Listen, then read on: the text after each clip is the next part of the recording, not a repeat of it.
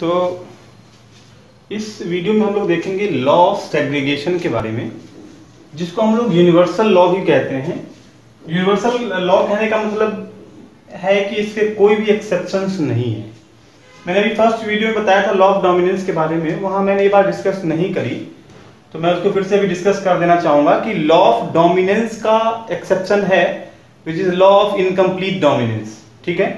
लेकिन law of segregation का कोई भी एक्सेप्शन नहीं है। इस लॉ को हम law of purity of gamete भी कहते हैं और ये एक यूनिवर्सल लॉ कहलाता है because there is no exception of this law, ठीक है। अब ये लॉ कहता क्या है? ये लॉ कहता है कि एलील जो है वो कभी भी ब्लेंडिंग शो नहीं करता, मतलब there will be no intermixing of the allelic pair, या गैमेट जो भी प्रोड्यूस होगा वो कभी आपस में ब्लेंड नहीं करेगा, वो अपना कैरेक्टर हमेशा रिटेन करके रखेगा, चाहे वो एक्सप्रेस हो रहा हो या वो एक्सप्रेस नहीं हो रहा हो। मतलब उसका ट्रेड जो है, उसका जो कैरेक्टर है वो हमेशा एज इट इज ही बना रहेगा। जैसे ही उसको अपनी तरह का कोई भी एलिलिक पेयर मिलेगा, चाहे वो हजारों जनरेशन के बाद मिले, वो अपना ही कैरेक्टर एक्सप्रेस करेगा। And this is what the law of segregation. यहां मैंने मेंशन कर दिया है कि both character can be recovered in F2 generation though one of these are not seen in F1 generation. अब देखिए इस एक्सपेरिमेंट से आपको शायद समझ में आ जाएगा, जो लॉ ऑफ डोमिनेंस है मोनोहाइब्रिड क्रॉस का भी एक एग्जांपल है कि टॉल प्लांट और ड्वार्फ प्लांट को जब हम क्रॉस कराते हैं तो हमारा जो F1 जनरेशन है वो टॉल प्लांट प्रोड्यूस करता है। लेकिन यहाँ पे आप देखिए ध्यान से, कैपिटल टी और स्मॉल टी दो एलिलिक पेयर हैं, लेकिन जो कैरेक्टर एक्सप्रेस हो रहा है वो कैपिटल टी का ही हो रहा है। It means it is heterozygous dominant tall plant. जब इसकी हम सेल्फिंग कर रहे हैं, जब हम इनका सेल्फ पॉलिनेशन कर रहे हैं, तो हम देख रहे हैं कि जो F2 जनरेशन हमारा बन रहा है, अब इस F2 जनरेशन में हमारे पास दोनों ट्रेट का एक्सप्रेशन दिख रहा है। आप यहां देखेंगे जो ये स्मॉल टी है, ये ड्वार्फ आ रहा है, जो हमारा F1 जनरेशन में नहीं दिख रहा था। इसका ये मतलब हो गया जो स्मॉल टी है वो अपना ट्रेट रिटेन करके रखता है, जैसे ही उसको अपनी तरह का कोई एलिलिक पेयर मिलेगा वो अपना एक्सप्रेशन देगा। इसका मतलब जो कैपिटल टी स्मॉल टी जो गैमेट बनाया मैंने, जो आप देख रहे हो यहाँ पे, इसका मतलब हो गया ये गैमेट जो है वो होगा, वो हमेशा क्या होगा, प्योर होगा। ये आपस में कभी भी ब्लेंड नहीं करेगा, मिक्स नहीं करेगा। तो ये था हमारा लॉ ऑफ सेग्रीगेशन के बारे में, जिसको हम law of purity of gamete भी कहते हैं। फिर एक बात आती है, बिल्कुल रिसेंट न्यूज है ये, बिल्कुल लेटेस्ट अपडेटेड इंफॉर्मेशन है। स्टिग ब्लिक्स एक साइंटिस्ट थे जिन्होंने एक्सपेरिमेंटली आइडेंटिफाई किया और उन्होंने बताया कि जितने भी 7 ट्रेट्स हैं पी प्लांट के, वो सिर्फ 4 क्रोमोसोम्स के ऊपर ही अवेलेबल है। मतलब वो सारे कैरेक्टर उन्हीं 4 क्रोमोसोम्स में प्रेजेंट जीन के कारण हो रहा है, and that all chromosomes are 1, 4, 5 and 7, ठीक है। यहां मैंने मेंशन भी कर दिया है, according to him first chromosome पे कलर ऑफ द फ्लावर के लिए कैरेक्टर प्रेजेंट है, 4th क्रोमोसोम में height and position of flower है, पॉड शेप भी अवेलेबल है, 5th क्रोमोसोम पे कलर ऑफ पॉड है, जबकि 7th पोजीशन पे क्रोमोसोम के शेप ऑफ सीड का जो जीन है वो प्रेजेंट है। तो ये था हमारा लॉ ऑफ सेग्रीगेशन के बारे में और स्टिग ब्लिक्स के बारे में, जो बिल्कुल लेटेस्ट इंफॉर्मेशन है, जिसमें उन्होंने कहा था कि पी प्लांट के सातों जो ट्रेट हैं वो सिर्फ 4 क्रोमोसोम पे अवेलेबल है। इसके बाद हम लोग डिस्कस करेंगे लॉ ऑफ इंडिपेंडेंट असॉर्टमेंट के बारे में, जिसमें हम 2 जीन इनहेरिटेंस के बारे में या 2 जीन इंटरेक्शन के बारे में डिस्कस करेंगे। तो आज हम लोग डिस्कस करेंगे मेंडल का जो तीसरा लॉ था, लॉ ऑफ इंडिपेंडेंट असॉर्टमेंट, जिसको हम इनहेरिटेंस ऑफ 2 जीन भी कहते हैं। इनहेरिटेंस ऑफ 2 जीन हम लोग क्यों कहते हैं, पहले तो ये समझे।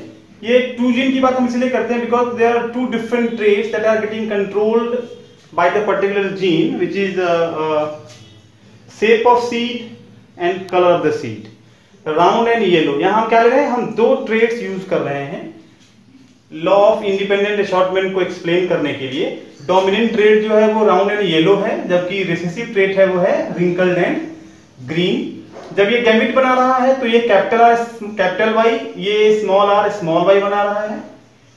After forming its gamete, F1 generation में round and yellow individual produce हो रहा है जो हाइब्रिड स्टेट में है। फिर इसका जब हम सेल्फ पॉलिनेशन करते हैं, तो अब यहां ध्यान से देखिएगा, हमने यहां 4 गैमेट बनाया, capital R, capital Y, capital R small R capital Y small R small Y. यही सेम गैमीट यहां भी बनेगा, क्योंकि एक ही तरह का ट्रेट है, हेटेरोजाइगस कंडीशन, तो ऑब्वियस सी बात होगी कि जो गैमीट भी होगा वो सिमिलर होगा। और इस तरह से हमारे पास 16 इंडिविजुअल प्रोड्यूस होंगे, कैपिटल आर कैपिटल वाई यहां देखिए बना। इसी तरह से सबको हमने क्रॉस कराया एक एक करके, and we get the 16 individual. अब इस 16 इंडिविजुअल में जो 9 इंडिविजुअल है, देखिए मैंने रेड पेन से लिख दिया यहां, round yellow round yellow round yellow. तो अगर आप ध्यान से देखिए तो ये ट्रायंगल बना रहा है, ये देखिए ध्यान से, अगर इसको मैं ऐसे अगर हम क्रॉस करके दिखाएं आपको, तो ये एक ट्रायंगल फॉर्म कर रहा है। ये टोटल 9 इंडिविजुअल्स हैं जो राउंड एंड येलो हैं। उसी तरह से अगर हम नेक्स्ट 3 की बात करें तो ये हमारा राउंड एंड ग्रीन है, ये हमारा राउंड एंड ग्रीन है। उसी तरह ये जो है हमारा राउंड एंड ग्रीन है। क्लियर? तो ये 3 इंडिविजुअल हो गया, देखिए 9:3 हो गया। फिर उसके बाद ये देखिए आप, wrinkled and yellow, wrinkled and yellow, wrinkled and yellow, ये भी 3 इंडिविजुअल है, तो ये हमारा 3 है। एंड द आखिरी one is wrinkled and green, जो होमोजाइगस रिसेसिव ट्रेट है। तो ये लॉ ऑफ इंडिपेंडेंट असॉर्टमेंट जो है वो रिप्रेजेंट करता है कि जो गैमीट फॉर्मेशन हो रहा है वो F2 जनरेशन में या किसी भी दूसरे जनरेशन में इंडिपेंडेंटली असॉर्ट होता है। वी कैन नॉट कैलकुलेट कि which type of progeny will be produced in the next generation और इन द फर्दर जनरेशन।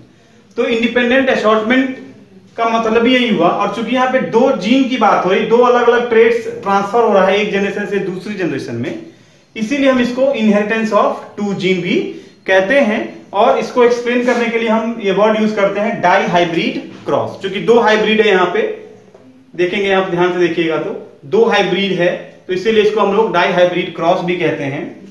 अब इस डाई हाइब्रिड क्रॉस का जो फिनोटिपिक रेशियो है वो है 9:3:3:1, जो मैंने भी आपको दिखाया।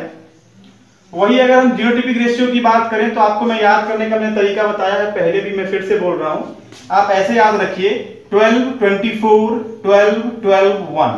क्या याद रखेंगे आप? 12:24:12:12:1 और फिर आप इस टू मेंशन कर दीजिए, then you will easily get the genotypic ratio of dihybrid cross. मैं फिर से रिपीट कर दे रहा हूं 12:24:12:12:1, राइट। फिर बात आती है कुछ नए टर्म्स की, नए साइंस की। उसमें मैंने यहाँ 3 चीजें लिखी हैं, जो तीनों चीजें लगती तो सिमिलर है लेकिन तीनों अलग अलग हैं। ये कई बार बोर्ड एग्जाम्स में आया है, नीट के एग्जाम में भी आ चुका है। यूजेनिक्स, यूथेनिक्स एंड यूफेनिक्स, यहाँ मैंने लिख दिया है, इसको आप जूम करके स्क्रीनशॉट खींच के भी नोटबुक में कॉपी कर सकते हैं। ये बहुत ही इंपॉर्टेंट ब्रांच है। यूजेनिक कहता है कि when improving future quality of human by selective breeding के थ्रू, जब हम ह्यूमन की क्वालिटी को अगर इंप्रूव करते हैं तो उसको हम लोग यूजेनिक कहते हैं। या उस ब्रांच को जिसमें हम ह्यूमन के फ्यूचर क्वालिटी को इंप्रूव करते हैं बाय सेलेक्टिव ब्रीडिंग, तो that branch is called Eugenix. यूथेनिक्स की बात करिए तो इसमें हम कह सकते हैं कि it is improving of human race, मतलब हम यहाँ ह्यूमन रेस के इंप्रूवमेंट की बात करते हैं। और वो भी कैसे? तो by improving the environmental condition. जब हम इन्वायरमेंटल कंडीशन को इंप्रूव करेंगे तो बट ऑब्वियस सी बात होगी कि कहीं ना कहीं ह्यूमन रेस में भी इंप्रूवमेंट देखने को मिलेगा। फिर थर्ड है हमारा यूफेनिक्स। यूफेनिक्स क्या है? तो इसमें हम लोग बेसिकली क्या करते हैं, जेनेटिक डिसऑर्डर्स को हम ट्रीट करते हैं ताकि हम जो भी डिसऑर्डर्स होंगे हम उसको रिमूव कर सके, उसको हम ट्रीट कर सके बाय नोइंग इट्स सिम्टम। मतलब हम सिम्टम्स को जान के किसी भी जेनेटिक डिसऑर्डर को जब हम ट्रीट करते हैं तो उस ब्रांच ऑफ साइंस को या उस ब्रांच ऑफ बायोलॉजी को हम यूफेनिक्स कहते हैं। तो ये था हमारा मेंडल्स लॉ ऑफ इनहेरिटेंस के तीसरा जो लॉ था हमारा आखिरी law, law of independent assortment. तो इस तरह से हमने तीनों चीजें डिस्कस कर दी, law of dominance, law of segregation, law of independent assortment, जिसमें हम लॉ ऑफ सेग्रीगेशन जो है वो हमारा यूनिवर्सल लॉ कहलाता है क्योंकि उसका कोई भी एक्सेप्शन नहीं है। लॉ ऑफ डोमिनेंस का एक्सेप्शन है जिसको हम लोग लॉ ऑफ इनकम्प्लीट डोमिनेंस कहते हैं, वो उसका एक्सेप्शन कहलाता है। लॉ ऑफ इंडिपेंडेंट असॉर्टमेंट का भी एक्सेप्शन है, इसलिए ये भी लॉ जो है वो यूनिवर्सल लॉ नहीं कहलाता है। तो ठीक है, फिर ये हमारा टॉपिक हो गया। हम उम्मीद करते हैं कि हमारे चैनल को आप जरूर सब्सक्राइब करेंगे, अपने दोस्तों के बीच भी शेयर करेंगे। मेरे चैनल को सब्सक्राइब करना बिल्कुल ना भूलें।